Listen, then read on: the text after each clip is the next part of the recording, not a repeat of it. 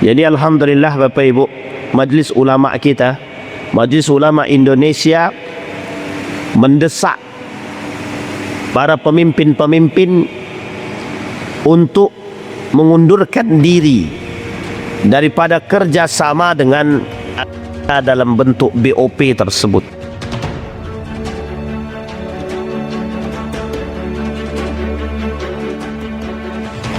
Puji syukur kehadirat Allah dengan mengucapkan alhamdulillahi rabbil alamin. Bersalawat kepada Nabi dengan mengucapkan Allahumma salli ala Muhammad wa ala ali Muhammad fil alamin innaka Hamidum Majid. Mudah-mudahan di subuh hari ini Bapak Ibu sekalian yang berbahagia, kita semua diridai oleh Allah Subhanahu wa taala. Insyaallah kita semua yang hadir husnul khatimah. Amin ya rabbal alamin. Bermunajat kepada Allah untuk kedua orang tua kita. Jika telah mendahului kita, Allah tempatkan di tempat terbaik di sisinya, Allah terima amal ibadahnya, Allah kumpulkan kelak bersama orang-orang yang saleh. Dan untuk orang tua kita yang masih hidup, sehat, kuat, husnul khatimah. Amin ya rabbal alamin. Dan insyaAllah keluarga sakinah, mawaddah, warahmah. Di dalam satu hadis baginda Nabi Muhammad sallallahu alaihi wasallam, an Sa'id bin As anna Aisyah zawjat Nabi sallallahu alaihi wasallam wa Uthman haddathahu anna Aba Bakr ista'zana ala Rasulillah wa huwa mutaji'un ala firashihi labisun mirta Aisyah fa'adhina li Abi Bakr wa huwa kadhalik faqada ilayhi hajatahu thumma insarafa thumma ista'zana Umar fa'adhina lahu wa huwa ala tilka al-hal faqada ilayhi hajatihi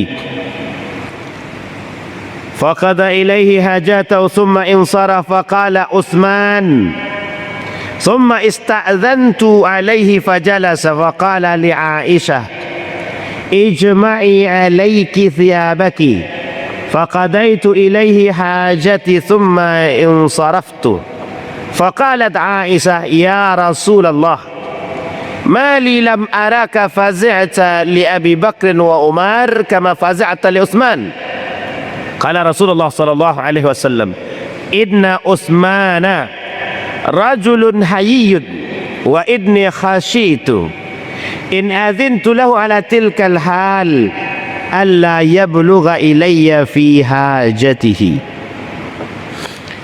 Di dalam hadis yang lain baginda Nabi Muhammad sallallahu alaihi wasallam bersabda, kata baginda Nabi Muhammad sallallahu alaihi wasallam, qala an Abi Hurairah radhiyallahu anhu qala أنه سمع رسول الله صلى الله عليه وسلم يقول إن مثلي ومثل الناس كمثل رجل استوقد نارا فلما أضاءت حوله جعل الفراش وهذه الدواب التي تقع في النار يقعن فيها فجعل ينزعهن يغلبنه فيقتحمن فيها فأنا آخذه بهجازكم عن النار وهم يقتحمون فيها. Bapak Ibu sekalian yang berbahagia, kita terjemahkan hadis yang kedua ini. Kata baginda Nabi Muhammad SAW dari Abi Hurairah SAW, perumpamaan diriku terhadap manusia seperti seorang lelaki yang menghidupkan atau menyalakan api. Lalu mulailah binatang-binatang melata seperti belalang-belalang laron berjatuhan ke dalam api. Sedangkan orang itu berusaha mengusir binatang-binatang tersebut dari api tersebut. Kemudian, dan aku memegang ujung pakaian kalian agar kalian tidak terjumus ke dalam neraka. Namun kalian selalu terlepas daripada tanganku. Kata baginda Nabi Muhammad SAW, Nabi mempermisalkan diri dia terhadap kita ini seperti seorang pemuda yang menghidupkan api. Ketika pemuda tersebut menghidupkan api atau menyalakan api tadi, itu binatang-binatang melata seperti laron, seperti belalang, itu mulai berjatuhan dan mendekat kepada api. Ketika binatang tersebut hendak masuk ke dalam api, Rasulullah pemuda tersebut ambil satu-satu binatang tersebut. Setelah diambil binatang tersebut satu-satu, kemudian terlepas lagi, diambil lagi, terlepas lagi, diambil lagi sama Nabi. Kata pemuda tersebut, dia tak mau binatang-binatang tersebut terjebak di dalam api. Khawatir kalau mereka terjebak di dalam api, dibakar oleh api. Takutnya. Begitulah permisalan Nabi terhadap kita semua. Kata baginda Nabi Muhammad SAW, permisalannya adalah manusia-manusia yang bermaksiat kepada Allah. Allah menyalakan api neraka. Allah persiapkan neraka bagi mereka-mereka yang bermaksiat kepada Allah, bagi mereka yang tidak patuh kepada Allah, bagi mereka yang tidak mau tunduk kepada Allah, bagi mereka yang bermaksiat kepada Allah, durhaka kepada Allah, menentang Allah, melawan Allah,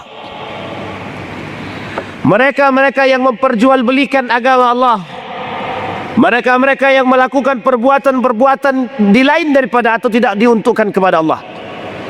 Allah persiapkan bagi mereka api neraka.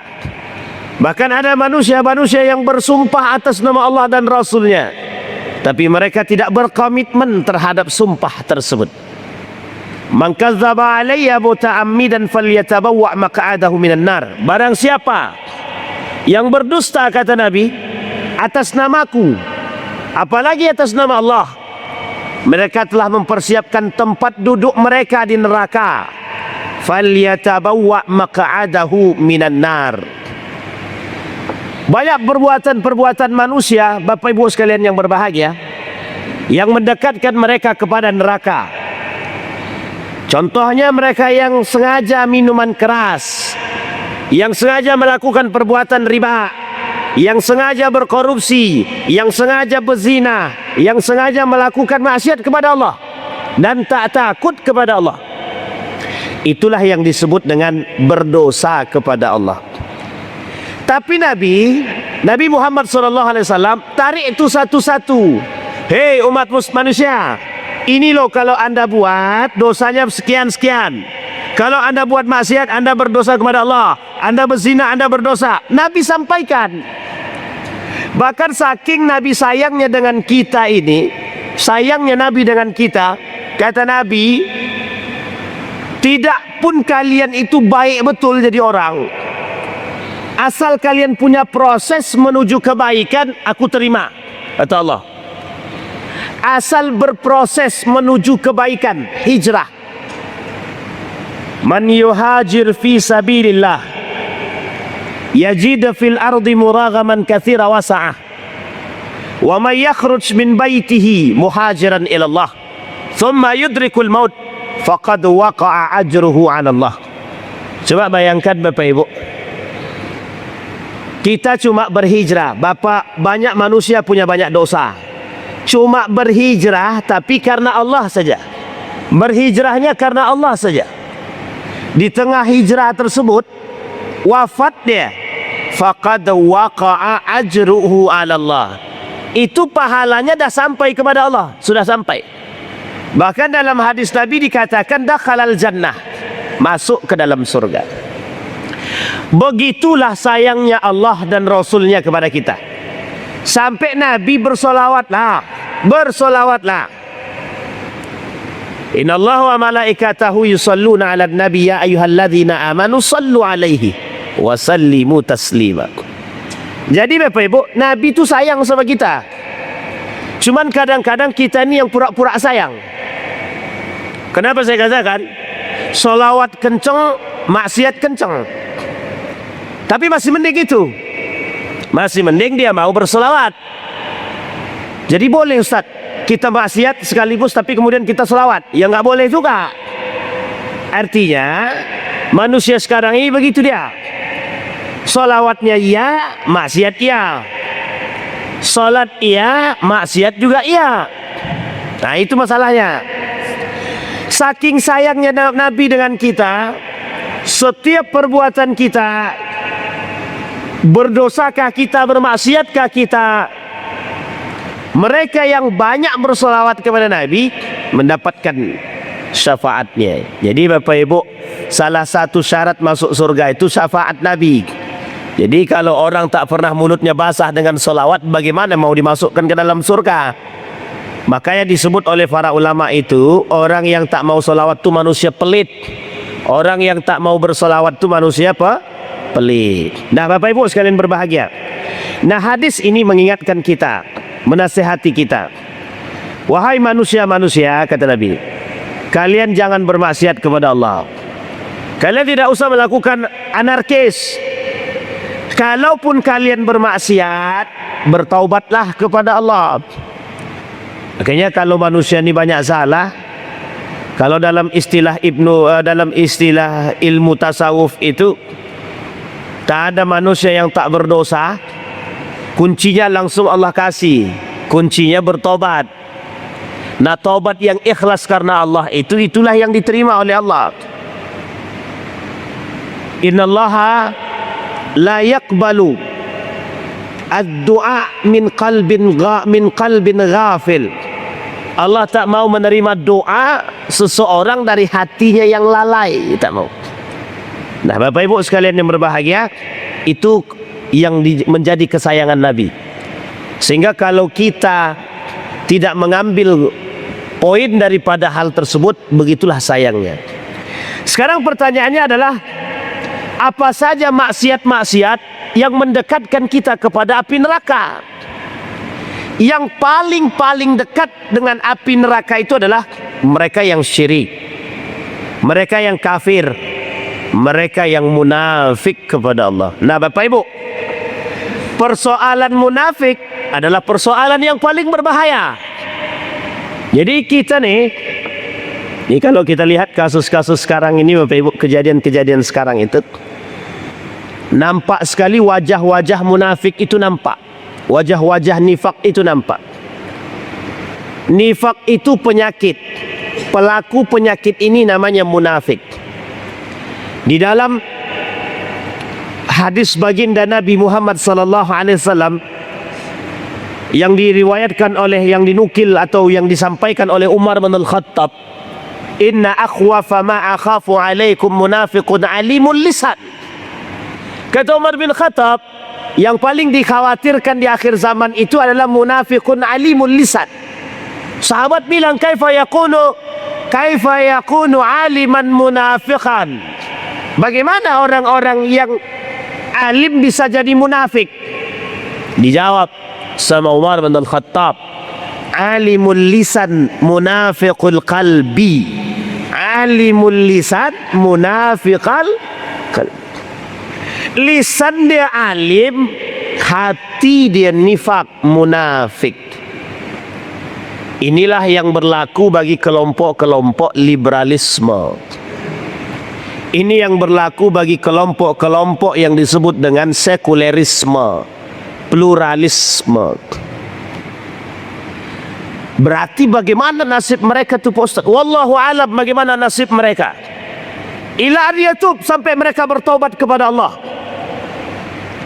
Pak Ustaz, bagaimana maksud nifak munafikun alimul lisan tadi? Munafikul qalbi alimul lisan.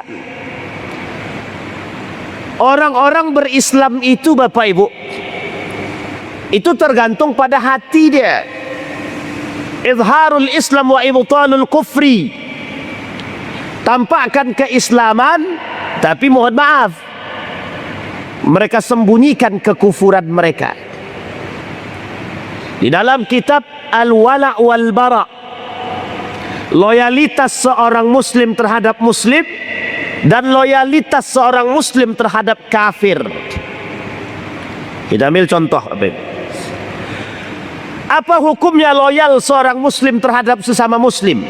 Innamal mu'minuna ikhwah. fa aslihu baina akhawaykum. Harus Pak. Bahkan kita dianjurkan kalau keluarga kita ini non muslim, kafir, sementara di samping rumah kita ada orang mukmin, dianjurkan kita, bahkan diwajibkan kita lebih loyal kepada orang mukmin sesama mukmin ketimbang loyal terhadap keluarga kandung kita karena dia kafir. Begitulah innamal mu'minun tadi. Itu loyal seorang muslim terhadap muslim begitu. Yashuddu ba'duhum ba'da. Disaling merasakan Pak. Kalau Palestina dibombardir oleh, maka kita harus merasakan.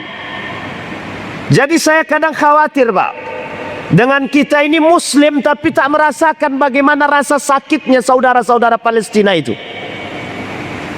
Yang hari ini kalau kita lihat Bapak Ibu, kalau kita lihat sekarang ini persoalan kita hari ini, betapa Palestina itu cuma dijadikan kambing hitam perperangan orang saja. Antara dengan Iran itu yang menjadi dampak perbuatan itu Palestina Pak. Palestina Pak. Kita juga berdampak.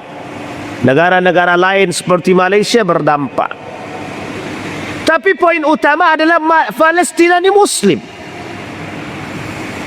Kalau kita tidak merasakan pahitnya perjuangan orang-orang Palestina, Gaza, bagaimana Bapak kita mengatakan kita ini beriman?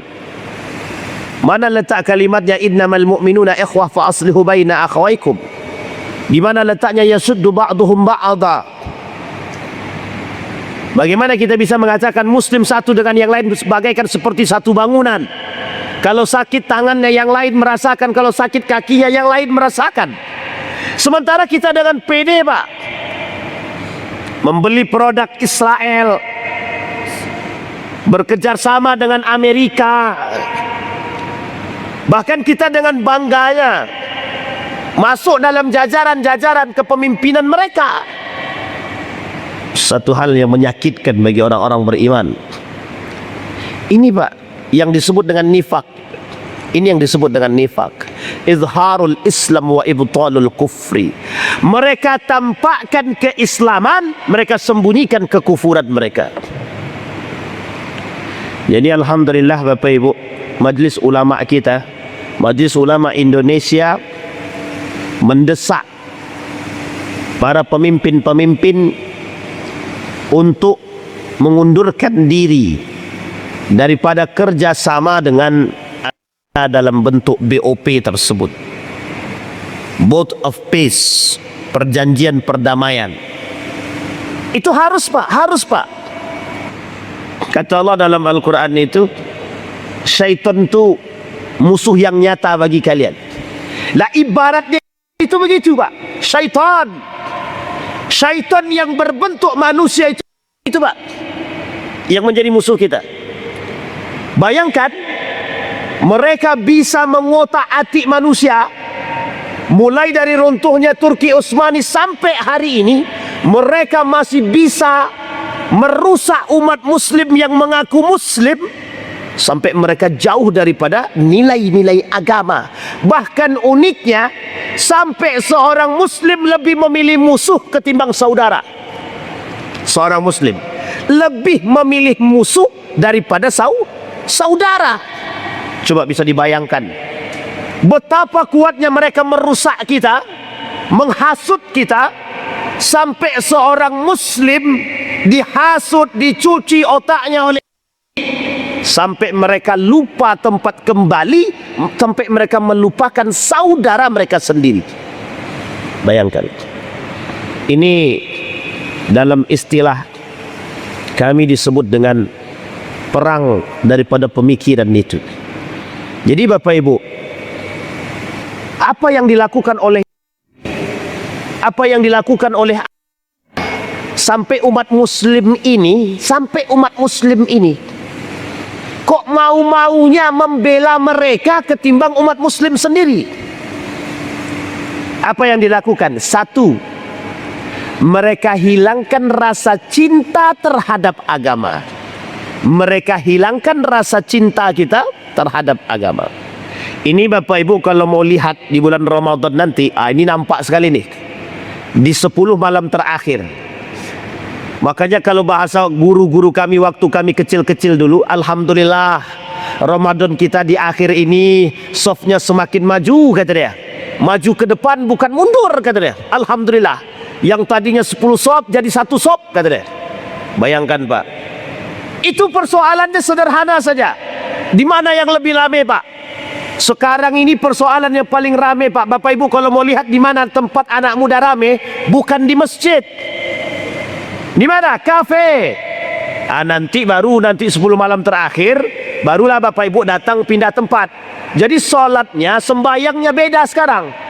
Di mana tempat mereka sembayang? Di mall. Siapa yang mereka pertuhankan di situ? Yaitu diskon-diskon itulah. Jadi diskon-diskon itu Tuhan baru nanti itu. Jadi orang datang Pak, woi diskon. Bapak Ibu besok kalau lihat tahun kemarin itu Pak, jalan dari rumah mau ke Rumbai untuk sholat tarawih, Isya dan tarawih. Itu di tengah jalan Pak, baru keluar habis maghrib itu. Habis maghrib, habis buka, mau menjelang Isya. Itu saya keluar Pak, mau menuju Rumbai karena jauh. Itu sepanjang jalan Sudirman itu Pak, dari bundaran itu, kantor gubernur itu, sampai ke Ramayana. Tidak tahu itu di mana mallnya, saya pun tak paham. Tapi kok padat manusianya. Pakai motor aja susah. Itu malam Ramadan. Coba bayangkan. Begitu cara menjauhkan kita. Kecintaan mereka terhadap, mereka tak pandang keutamaan Ramadan, tak. Jadi seolah-olah Ramadan kita ini bukan karena Allah, tapi karena, mohon maaf, karena pakaian baru. Ramadan kita karena makanan baru. Ustadz, kalau lebaran tidak ada kue tidak seru. Siapa bilang? Kalau Ramadan tidak ada pakaian baru tidak seru. Begitu cara yang rusak. Sehingga kecintaan kita terhadap dunia itu lebih tinggi Pak. Lebih tinggi. Perang pemikiran itu Bapak Ibu berperang dengan pemikiran kita sendiri yang sudah dirusak. Bagaimana tidak? Di dalam rumah tangga kita saja, dalam rumah tangga, yang namanya Al-Quran itu cuma jadi pegangan. Tidak pegangan dan pejengan, tidak kita pegang, cuma kita lihat saja. Kapan butuh baca, kalau tak butuh tak kita baca. Pertanyaannya, kapan kita butuh Al-Quran? Kalau kita bandingkan dengan kebutuhan dunia dan kebutuhan akhirat, orang lebih butuh dunia daripada akhirat. Kalaulah Al-Quran ini hanya sebatas kebutuhan oleh manusia hari ini, mereka tak butuh Al-Quran Pak. Mereka butuhnya duit.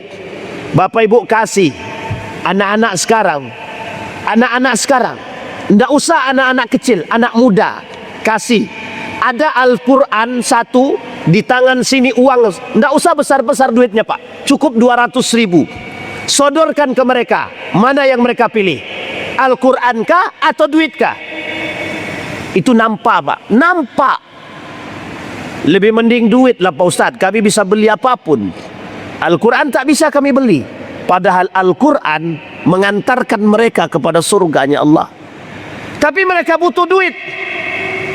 Duit juga bisa Ustadz mengantarkan kami ke surga, betul. Tapi kalau seandainya uang tersebut Anda gunakan untuk yang lain, itu yang menjadi masalah Pak. Apalagi duit tadi digunakan untuk membeli narkoba. Begitulah istilahnya sekarang. Al-Quran bukan menjadi sebuah kebutuhan. Al-Quran bukan lagi sebagai pegangan. Al-Quran itu cuma pejengan dan bacaan. Sekarang Bapak Ibu kalau kita lihat di rumah kita nih, apa bedanya Al-Quran dengan novel? Apa bedanya Al-Quran dengan novel Pak? Hampir tidak ada bedanya.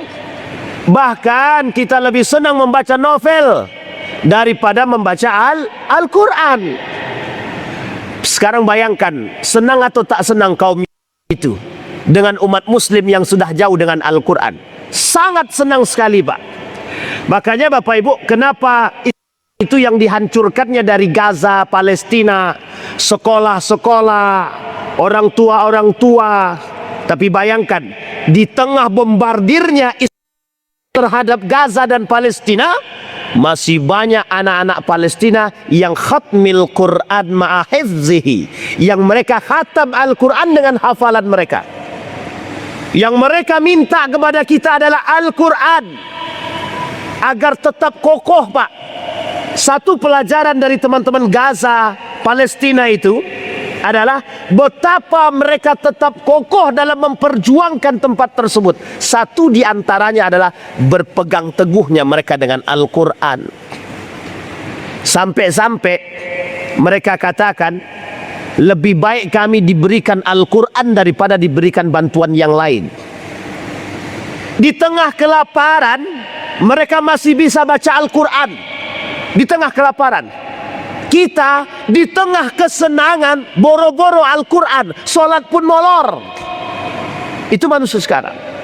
Begitulah keberhasilan mereka, Pak, terhadap kita, menjauhkan kita daripada hal tersebut. Nah, Bapak Ibu sekalian yang berbahagia, begitu keadaan yang nyata di hadapan kita sekarang. Apakah ini bagian daripada maksiat kepada Allah? Maksiat, Pak. Bahkan ini lebih berbahaya daripada maksiat mencuri. Rusaknya akal kita nih, itu lebih berbahaya daripada dosa mencuri. Kita bermaksiat dengan akal kepada Allah, itu lebih berbahaya daripada kita mencuri, Pak. Oh, berarti kalau gitu kita boleh mencuri? Tidak. Maksudnya adalah, kalau mencuri, Pak, Bapak Ibu mencuri, tapi Bapak Ibu masih muslim dan mukmin, masih sholat, masih puasa, dosa puasanya, dosa mencurinya dihitung dosa sendiri. Bapak sholat dapat pahala, Bapak puasa dapat pahala. Tapi kalau Bapak Ibu kufur kepada Allah, nifak kepada Allah, itu semua perbuatan kita, sholat, kita puasa, kita zakat, kita tak ada manfaatnya di sisi Allah. Begitu, Pak. Khalidina fiha, mereka kekal di dalamnya.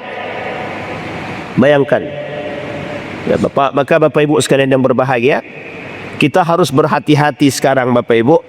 Apalagi sekarang ini kondisi kita sedang tak baik-baik saja. Nah, sekarang Bapak Ibu, kondisi dunia ini sedang tidak baik-baik, Nah, untung Bapak Ibu ini berada pada fase terakhir, artinya yang tua-tua. Maka perbanyak mendekatkan diri kepada Allah. Ingatkan anak-anak, ingatkan cucu-cucu, Pak. Ingatkan. Pegang mereka istilah Nabi tadi, Pak. Istilah Nabi tadi. Nabi tarik. Nabi saja tarik kita. Kalau kita di rumah, baik ibu, baik nenek, kakek, tak perhatian terhadap anaknya ataupun cucunya, itu masalah, Pak. Kakeknya rajin ke masjid, neneknya rajin ke masjid, tarik, Pak. Tarik cucunya, tarik anaknya ke masjid, Pak. Paksakan. Kalau perlu gunakan kekuatan kita, Pak. Kalau kau tak mau ke masjid, aku tak akan masuk dalam rumahmu. Gitu kan, Pak. Sesekali kita perlu gunakan kekuatan kita terhadap anak-anak kita, Pak. Wajib itu, Pak. Kalau tak mau sholat ke masjid, tak mau baca Quran, jangan tinggal di rumah nih. Kami dulu begitu, Pak. Itu bapak saya itu kalau tak baca Quran, diambilnya kayu itu, Pak, dipukulnya ke badan. Kalau enggak, saya sedang belajar ngaji, baca Quran sama ibu saya. Itu bapak saya ada di atas kasur tuh, Pak. Jadi kalau saya lagi malas ngaji, dari atas, Pak. Begitu, Pak. Kita dulu begitu. Tapi sekarang perhatikan, apa pernah kita melihatkan suasana, apa pernah kita mendapatkan suasana seperti itu? Tidak, Pak. Kenapa kita tak dapat? Kita dilemahkan dengan undang-undang. Apa kelemahan kita? Asal pukul, masuk penjara. Padahal yang kita pukul siapa? Anak kandung kita sendiri. Yang kita didik siapa? Anak kandung kita sendiri. Bayangkan cara mereka melemahkan kita. Kalau tidak ditegaskan, Pak. Makanya pondok-pondok pesantren sekarang ini, Pak, mohon maaf ya Bapak Ibu, mohon maaf betul, lemah betul, Pak. Semangat juangnya anak-anak pondok sekarang ini lemah sekali. Kenapa? Karena ketegasan di pesantren itu mulai berkurang. Kok bisa berkurang Pak Ustadz? Karena sudah ada aturan hak boleh haram mukul, haram begini, haram begitu. Ditambah dengan undang-undang yang lain, ditambah dengan aturan-aturan yang lain, sehingga kita tak bisa lagi tegas dengan anak, tak bisa lagi tegas dengan murid. Asal kita jewer murid, masuk penjara tuh Pak, masuk penjara tuh. Muridnya yang merokok ditempeleng sama gurunya yang masuk penjara. Coba bayangkan. Begitulah marwah pendidikan sekarang. Orang tua zaman dulu, anaknya dipukul sama gurunya, datang orang tuanya ke sekolah. Siapa yang mukul saya tadi? Mukul anak saya. Ditanya Pak, siapa yang mukul anak saya? Dijawab sama gurunya, saya Pak. Sekarang pukul habis-habisan lagi Pak, katanya. Malah disuruh mukul. Nanti di rumah dipukul balik sama bapaknya. Begitu harusnya. Ini sudah anak kita yang salah, dipukul kemudian kita yang dipenjarakan. Sudah tidak ada lagi ruh perjuangan Pak. Tidak ada Pak. Orang tua sayang terhadap anak berlebihan. Maka Bapak Ibu, mohon maaf nih Bapak Ibu, kadang-kadang kakek nenek nih sayang sama cucu tuh boleh, tapi jangan berlebihan. Kadang orang tuanya sudah tidak membelikan anaknya HP, tak boleh anaknya main HP, datang kakek neneknya, "Cong, sini Cong, mainlah Cong," kata dia gitu. Memang itu sayang, tapi jangan sampai rasa sayang kita justru menjerumuskan dia Pak. Ini hati-hati betul Pak, hati-hati betul. Ini fakta Pak, kejadian. Ada satu rumah tangga itu, dia larang anaknya main HP. Larang Pak. Pokoknya anaknya tidak boleh main HP. Tidak boleh. Datang kakeknya. Kakeknya datang. Apa kata anaknya? Apa kata cucunya? Kek, pinjam HP cek, mau nonton kek. Kata kakeknya, apa kek lah, kata kakeknya. Dikasih Pak sama kakeknya. Bayangkan Pak, bayangkan perubahannya. Dari anak yang 1 bulan tidak pernah nonton HP, 1 hari saja kita kasih HP itu, selesai Pak. Yang 1 bulan ini hilang. Bayangkan. Kita bukan masalahkan mereka nontonnya Pak, karena yang ditonton itu yang menjadi masalah. Yang ditonton tuh banyak yang merusak Pak, banyak yang merusak. Begitulah cara pendidikan kita sekarang nih Pak, melemahkan kita. Kita dibuat orang yang ragu dengan diri kita sendiri dan agama kita sendiri. Bahkan itu terdapat dalam rumah tangga kita. Bayangkan, terdapat dalam rumah tangga kita sendiri. Begitulah seriusnya mereka. Jangan Bapak Ibu kira mereka merusak kita itu merusak kita dengan senjata doang. Ini kalau zaman dulu Pak, dikembalikan persoalan pada masa dahulu, tidak ada istilahnya kita itu ke masjid itu Pak, tidak bawa Al-Quran. Dulu orang ke surau pun mereka datang, jalan kaki pun ke ujung sana mereka datang Pak, demi Al-Quran Pak. Justru anak-anak zaman dulu kalau mereka tidak ngaji bingung dia, tak punya kawan. Karena kawan-kawannya datang ke masjid, datang ke musola untuk ngaji. Begitu Pak. Itu keadaan kita sekarang. Nabi tarik kita, Nabi tarik. Begitu juga kita di rumah Pak. Nah, kalau tak mau sholat, jangan tinggal di rumah nih. Anak zaman sekarang Pak, anak zaman sekarang pinter dia Pak. Kalau Bapak Ibu tidak bolehkan saya tinggal di sini, tidak apa-apa. Aku tinggal di rumah kawanku, kata dia. Itu yang paling berbahaya lagi. Dilawannya kita Pak, dilawannya. Anak sekarang tuh minta ampun pelawannya, minta ampun. 1 yang kita sebut, 10 yang dia jawab. Kita cuma sebut 1, dia 10 dia jawab. Begitulah kondisi kita. Dari mana perbuatan seperti itu?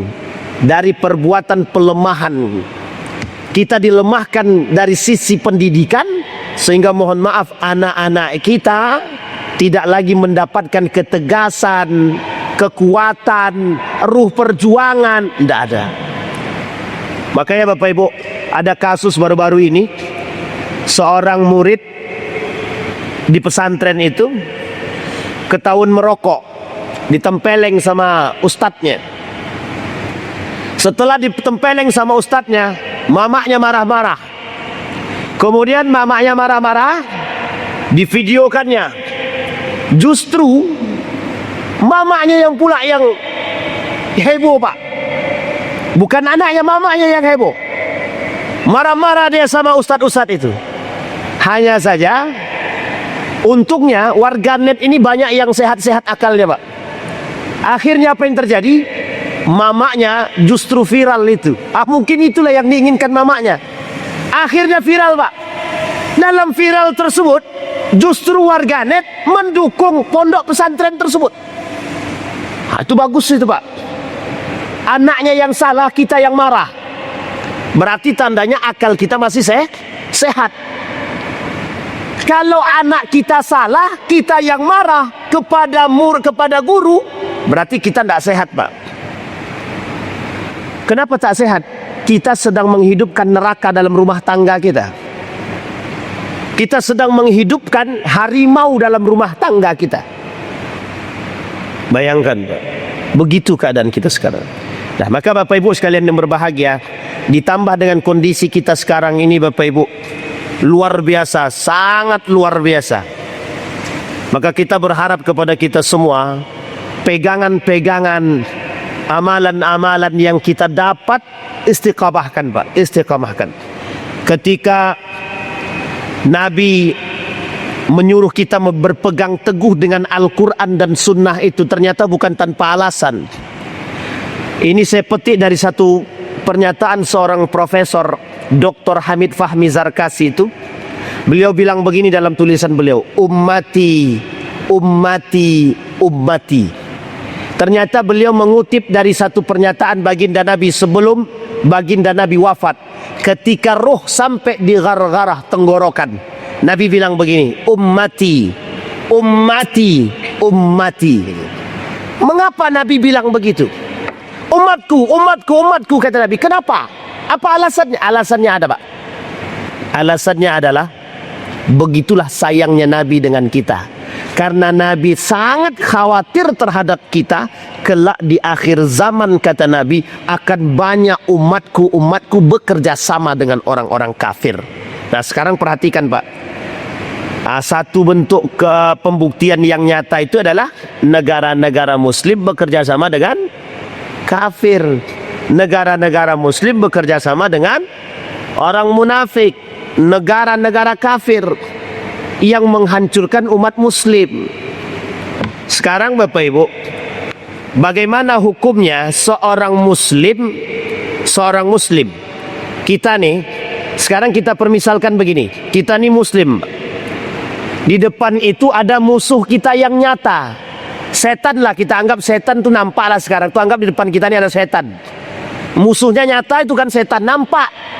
Sekarang saya tanya Bapak Ibu ikut siapa? Ikut setan yang memusuhi kita atau tetap istiqomah di situ? Lah harusnya kalau kita akal kita ini sehat, mesti setan-setan itu kita lawan. Lah sekarang tidak, Pak. Itu setan adalah kawanku, kata dia. Gimana kita nggak jadi setan lama-lama, Pak?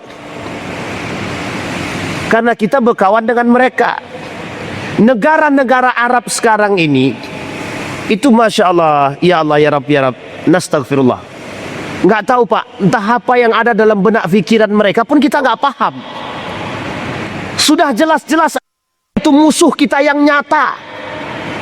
Sudah jelas-jelas, Pak, itu musuh yang nyata, yang dilaknat oleh Allah, Pak. Bani Israil itu dilaknat oleh Allah, Pak. Apalagi sekarang ini. Mereka saja dengan orang Palestina, saudara Palestina itu, Pak, membunuh jiwa-jiwa Palestina itu adalah halal, berpahala. Nah sekarang kita berkawan dengan orang-orang yang mohon maaf, mereka menghalalkan kita dan kita tak menghalalkan darah mereka. Disitulah yang disebut dengan nifak, munafik. Maka Bapak Ibu sekalian yang berbahagia, berhati-hati, berhati-hati. Termasuk Bapak Ibu tak pernah bosan-bosan kami sampaikan, berhentilah membeli produk-produk Islam. dan berhentilah Pak, berhentilah. Ini produk-produk ini kan produk juga nih, itu bukan? Oh bukan ya, yang Apple mana yang Apple? Itu, oh udah nggak ada, nggak pakainya Pak. Ini juga itu. Tapi kalau sudah terbeli jangan dibuang, sayang. Maksudnya jangan beli lagi begitu maksudnya. Bisa dipahami Bapak Ibu ya? Nah Bapak Ibu, apa dampaknya perbuatan itu terhadap iman kita? Merubahkan iman Pak, menggoyangkan iman, melemahkan iman. Orang mukmin yang bekerja sama dengan orang kafir, orang muslim yang bekerja sama dengan orang kafir, la imanalah. Mereka tidak beriman. Mereka tidak beriman. Mereka tidak beriman. Nah, jangan ditanya lagi di sini. Nanti kalau tak pertanyaannya spesifik, susah jawabnya nanti. Berarti mereka-mereka yang kerjasama itu tidak beriman, Pak Ustaz. Tidak beriman. Tidak beriman. Tapi mereka sholat, Pak Ustaz. Ya sholat sebatas sholat saja. Orang muslim banyak kok yang sholat Pak, sebatas kewajiban. Tapi tak lain tak. Tidak. Bapak Ibu kira para koruptor itu tidak sholat ya? Sholat itu Pak. Koruptor-koruptor itu sholat Pak. Ini cerita fakta Pak. Nyata betul itu Pak. Satu ketika saya sholat di sini nih, masjidnya betul pas ini. Itu saya khatib Jumatnya Pak. Khatib Jumatnya itu. Di samping kami itu Pak, di samping kami itu, sholat itu, mantan yang masuk penjara itu Pak. Siapa namanya itu? Itulah pokoknya. Dia baru pindah ke sini, baru pertama itu. Dan itu sholat Jumat pertama. Bapak Ibu tahu isi khutbah saya Pak? Pemimpin zalim Pak. 2 bulan kemudian masuk deh Pak. 2 bulan kemudian masuk. Sholat di sholat Pak. Sholat. Di sini Pak, ini masjid saksi nyata nih Pak. Beliau duduk di samping saya. Coba bayangkan, yang kayak gini-gini dipotong nanti ya. Kalau takut dipotong, kalau tak takut disamar-samarkan namanya gitu.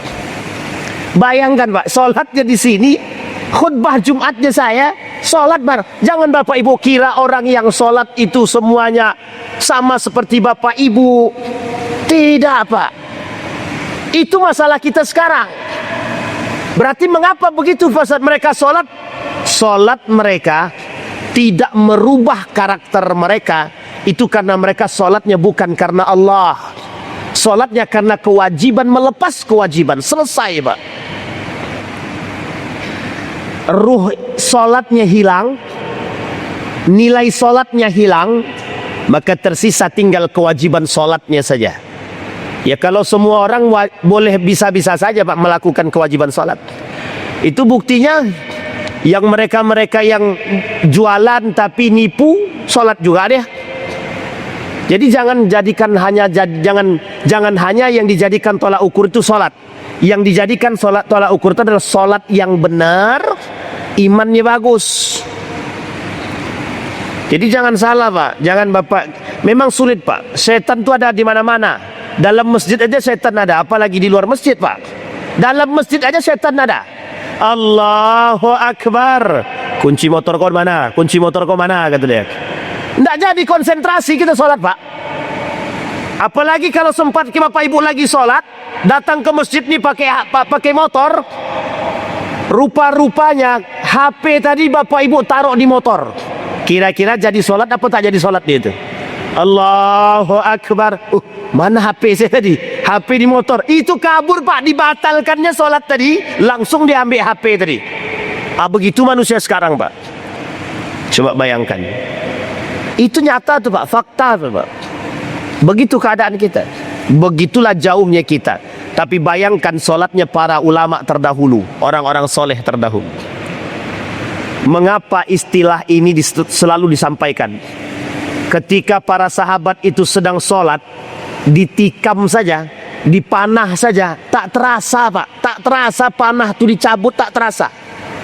Panah dicabut dalam sholat, itu seberapa dalam khusuknya dia Pak. Seberapa tingginya cintanya kepada Allah. Ketika ditarik panah itu, tak terasa. Tak terasa. Coba bayangkan. Kita jangankan ditarik, orang HP hilang aja terasa. HP hilang itu Pak. Bahkan mohon maaf, begitulah keadaan kita Pak. Makanya Bapak Ibu sekalian yang berbahagia, Kalau kita tak sadar juga memang susah Pak. Dunia ni sudah kacau betul. Akidah kita kalau tak kuat di dunia ni habis, kita rusak. Pekan yang lalu kita pernah sampaikan betapa baginda Nabi ketika masuk dalam rumahnya Zainab itu mengatakan la ilaha illallah. Itu cuma yang Nabi sampaikan Pak. Betapa kata Nabi goyang akidah orang di akhir zaman tu, goyang semua akidahnya Pak. Akidahnya goyang. Loyal kepada muslim akidah, loyal kepada orang kafir. Kalau kita terhadap orang kafir itu memusuhi mereka, musuh ya musuh, lawannya lawan, kawannya kawan. Itu akidah tuh Pak, akidah. Kalau musuh jadi kawan, kawan jadi musuh, itu jelas tidak berimannya.